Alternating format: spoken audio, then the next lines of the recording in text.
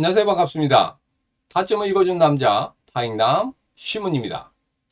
지난 주말 동안에 우리 시장 급락하는 그런 모습을 보였죠. 특히 우리 XRP도 수익선을 이탈하면서 하락하는 그런 모습을 보였습니다. 자, 그렇지만 제가 노란톡방과 텔레그램방에 이런 글을 남겨드렸습니다. 지금은 걱정할 때가 아니다. 그리고 지금 여기에서는 이렇게 대응해야 된다. 이렇게 말씀드렸죠. 오늘 영상에서는 이렇게 급락하는 이유가 무엇인지 그 원인을 찾아보고 그리고 그 시장 속에서 우리는 어떻게 대응을 해야 되는지 여러분들과 자세하게 이야기를 시작해 보도록 하겠습니다. 오늘도 우리 XRP 힘차게 외치면서 시작해 보도록 하죠. XRP 가자!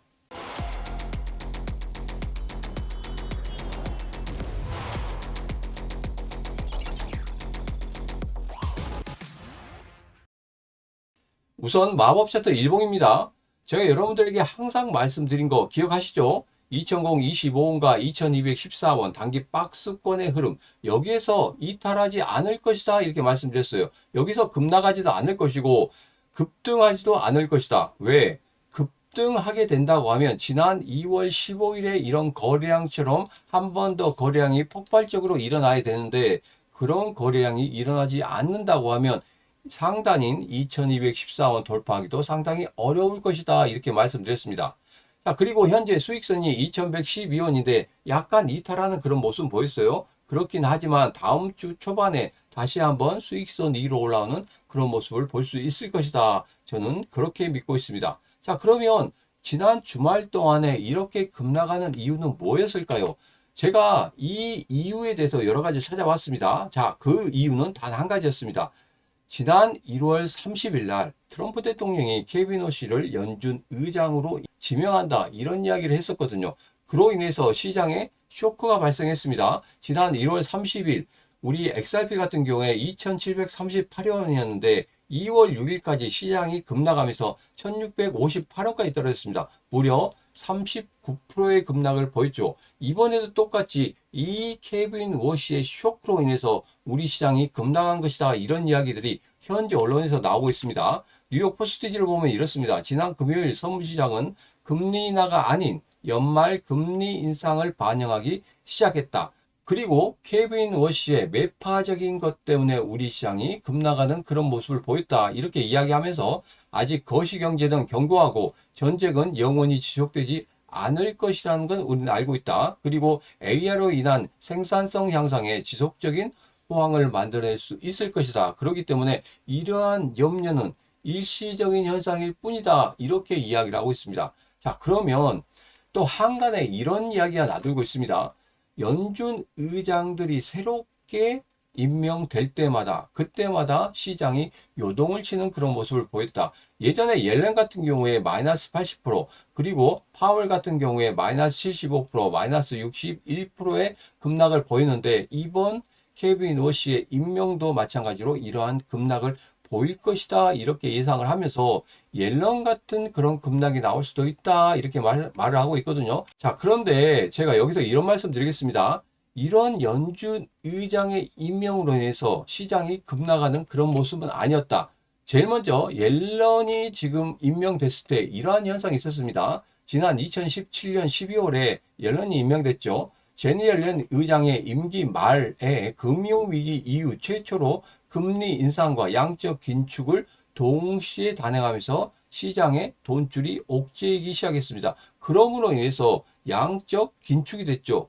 그러면 당연히 시장은 하락할 수밖에 없겠다. 그리고 우리나라 정부에서 암호화폐 관련해서 완전히 폐쇄시키겠다 이런 이야기 나왔습니다. 자, 그러므로 인해서 대외적인 악재까지 겹치면서 급락하는 그런 모습을 보였다. 자, 그러면 이기 때 파월 의장이 임명됐을 때는 이러한 현상이 있었습니다. 조금 확대해 보면 이렇습니다. 취임한 제롬 파월 의장이 금리가 중립 수준에서 아직 멀었다며 시장의 예상보다 훨씬 매파적인 발언을 쏟아냈습니다. 그러므로 인해서 시장이 급락하는 그런 부분이 있었습니다. 그런데 가장 중요한 부분이 이거였습니다. 미중 무역 전쟁 때문에 그랬습니다. 도널드 트럼프 당시 행정부가 중국에 대규모 관세를 부과하면서 글로벌 공급망과 증시가 동시에 얼어붙는 그런 모습을 볼 수 있었단 말이에요. 자, 이것 때문에 시장이 급락하는 그런 모습을 볼 수 있었다. 자, 여기서 어떤 공통점을 찾아낼 수 있지 않겠습니까? 그렇습니다. 바로 연준 의장이 새롭게 취임하는 그 시기와 세계적인 그 정황이 상당히 안 좋은 악재들이 같이 나타나면서 그런 급락의 흐름을 볼 수 있었다는 겁니다. 자, 그러면 파월 의장 2기 때는 과연 어떤 일이 있었을까요? 자, 여기에서는 코로나19로 인해서 유동성 여파로 물가가 폭등하자 파월이 연임 직후에 자이언트 스텝을 연속적으로 단행을 했습니다. 그러니까 0.75%포인트 금리 인상을 지속적으로 했다는 거죠. 그리고 또 하나, 루나, 테라 사태로 인해서 코인 시장이 급격히 붕괴되는 그런 모습을 볼 수 있었습니다. 자, 이때가 마이너스 61%까지 급등하는 그런 모습을 볼 수 있었습니다. 자, 그러면 케빈 워시, 이 케빈 워시가 임명되기 전에 지금 현재 흐름 어떻습니까? 바로 트럼프가 지명한 케빈 워시 의장이 양적 긴축을 강하게 선언하는 인물이라는 게 알려졌단 말이에요. 그래서 시장이 미리 반응을 하는 그런 모습을 볼 수 있었습니다. 앞서서 말씀드렸지만 워시 쇼크로 인해서 2026년 1월 30일에 급락하는 그런 모습을 보였습니다. 다시 한번 그러한 흐름이 나오고 있다 이렇게 예상을 하고 있고, 여기에서 또 하나 있죠. 중동 전쟁 장기화로 인해서 유가가 105달러를 돌파하는 그런 모습, 그리고 미국의 CPI 지표와 PPI 지표가 상당히 안 좋게 나왔다는 이것 때문에 우리 시장이 요동을 치고 있는 그런 모습을 보이고 있습니다. 자, 그래서 이게 단순히 케빈 워시가 임명됐기 때문에 매파적인 발언을 하기 때문에 이 시장이 요동을 친다 이렇게 생각하시면 안 됩니다. 결론적으로 보면 이렇습니다. 의장이 바뀌는 타이밍에 연준의 통화정책 기조가 바뀌었고, 그 불확실성과 함께 대형 악재들이 함께 터짐으로 인해서 급락의 흐름이 나오게 되었다. 이렇게 보시면 되겠습니다. 시장은 예측 가능한 것을 가장 좋아한다고 이렇게 말씀드렸죠. 수장이 바뀌는 시기에 새로운 의장이 어떠한 매파적인 행동을 할지 모르기 때문에 고래들과 기관들은 선제적으로 자산을 매각하는 경향이 있기 때문에 그러한 하락의 흐름은 일시적으로 나타날 수 있겠지만, 코인 시장의 내부적인 악재가 없다고 하면 하락폭은 제한적일 수밖에 없다 이렇게 보시면 되겠습니다. 그래서 추가적인 급락이 나오는 게 아니라 이제는 여기에서 단단히 지지선을 다시 한번 만들고 상승하는 그런 모습이 나올 것이다. 저는 그렇게 보고 있습니다. 왜냐하면 제가 지난 한 달 반 동안 지속적으로 고래들의 매매 현황에 대해서 여러분들에게 보여드렸죠. 그 매매 현황을 보면 어떻습니까? 고래들이 지속적으로 매수하고 있는 그런 모습들이 나오고 있었다. 자, 그런 모습들을 본다고 하면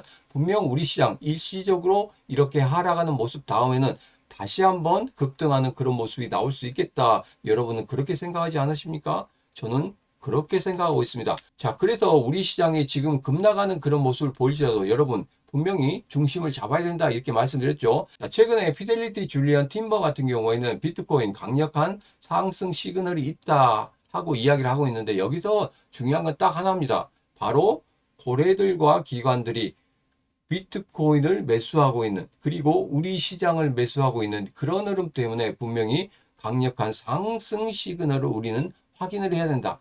이렇게 하락하는 시장 속에도 이 시그널을 절대 잊으면 안 된다 이렇게 이야기를 하고 있습니다. 제가 매주 화요일마다 박성현 TV에 나가서 여러분들 히든코인 들고 있죠. 히든코인 수익률은 보시다시피, 그리고 여러분들이 확인했다시피 수익률이 상당히 좋은 것을 여러분들 아실 수 있을 겁니다. 자, 그런데 최근 금, 토, 일 우리 시장이 상당히 안 좋은 흐름을 보이면서 일시적으로 마이너스 수익률을 보이는 그런 흐름을 보였습니다. 그렇지만 앞서 제가 말씀드렸듯이 고래들이 지속적으로 매수하고 있는 그런 코인들을 여러분들에게 소개시켜 드리기 때문에 일시적인 이런 하락, 절대 그 이후에 더 큰 급락은 나오지 않을 것이고, 분명 앞서 말씀드린 것 같이 단기적인 지지선을 확인을 하고 다시 한번 반등하는 그런 모습이 나올 때 분명 다시 한번 이런 수익률을 기록할 수 있을 것이다 이렇게 보고 있습니다. 그래도 여러분들이 가지고 계신 지금 히든코인 같은 경우에는 이 시음과 같이 라이브 방송에서 어떻게 대응할 수 있는지 그 부분에 대해서 말씀드리고 있으니까 라이브 방송 꼭 들어오셔서 같이 하시면 되겠습니다. 자, 그리고 최근에 제가 실전 투자하고 있다 이렇게 말씀드렸죠. 이렇게 안 좋은 시장에서 지금 현재 투자 39일 차인데 42.27%의 수익을 만들어냈습니다. 그러니까 1,500만 투자해서 지금 현재 650만 원의 수익을 만들어내드린 거 여러분 노란톡방과 텔레그램방에서 확인할 수 있었죠. 자, 그래서 같이 실전 투자하시면 절대 이렇게 어려운 시장에서도 수익이 날 수 있다는 거 분명히 증명해 드리고 있죠. 지금 바로 영상 아래쪽에 보면 더보기에 신문과 코인 시장 대응하기 실전 투자 링크가 있습니다. 그 링크 타고 들어오셔서 실전 투자 같이 하시면 저와 같이 이렇게 어려운 시장에서 수익을 충분히 낼 수 있다는 거, 이 부분 여러분 꼭 확인하시면 되겠습니다. 자, 그리고 노란톡방과 텔레그램 방에서 시문 시황 및 생존 전략에 대해서 여러분들 올려드렸습니다. 이렇게 어려운 시장, 이렇게 급락하고 있는 시장, 우리는 과연 어떻게 대응해야 되는지 그런 부분에 대해서 올려드렸단 말이에요. 그리고 여기에서 살아남는 법 총 3가지에 대해서 말씀드렸습니다. 하나씩 살펴보면 이겁니다. 첫 번째로 선물 매매는 투기적인 접근이 아닌 리스크 관리를 위한 해지 수단으로 활용하시면 되겠습니다. 그래서 이렇게 시장이 갑자기 급락이 오는 그런 시장에서 여러분 대응할 수 있는 방법은 딱 하나밖에 없다, 이렇게 말씀드렸죠. 자, 그리고 둘째, 지루한 횡보와 추가 조정 구간을 고래들의 매집 구간으로 이용해야 된다. 그래서 분할 매수 구간으로 이용할 수 있는 그런 구간에 대해서 제가 라이브 방송이나 노란톡방, 텔레그램 방에서 자세하게 말씀드렸죠. 그리고 세 번째, 거시경제 지표와 정책의 전환점을 냉정하게 기다리시라, 이렇게 말씀드렸습니다. 그러니까 연준 의장이 단순히 바뀌었다는 것 때문에 우리 시장이 이렇게 급락한다, 이것은 절대 맞지 않는다, 이렇게 말씀드렸어요.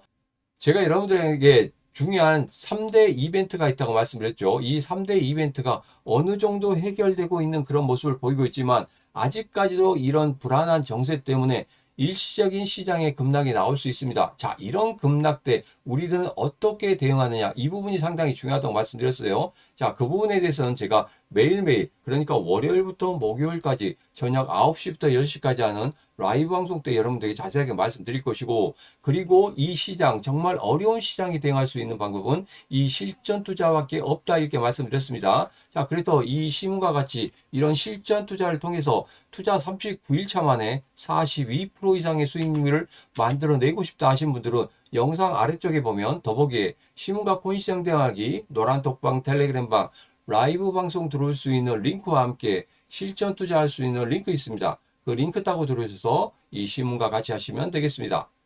오늘의 영상은 여기까지입니다. 오늘의 영상 마음에 드셨다 생각하시면 구독, 좋아요, 알림 설정, 그리고 공유를 통해서 같이 하시면 되겠습니다.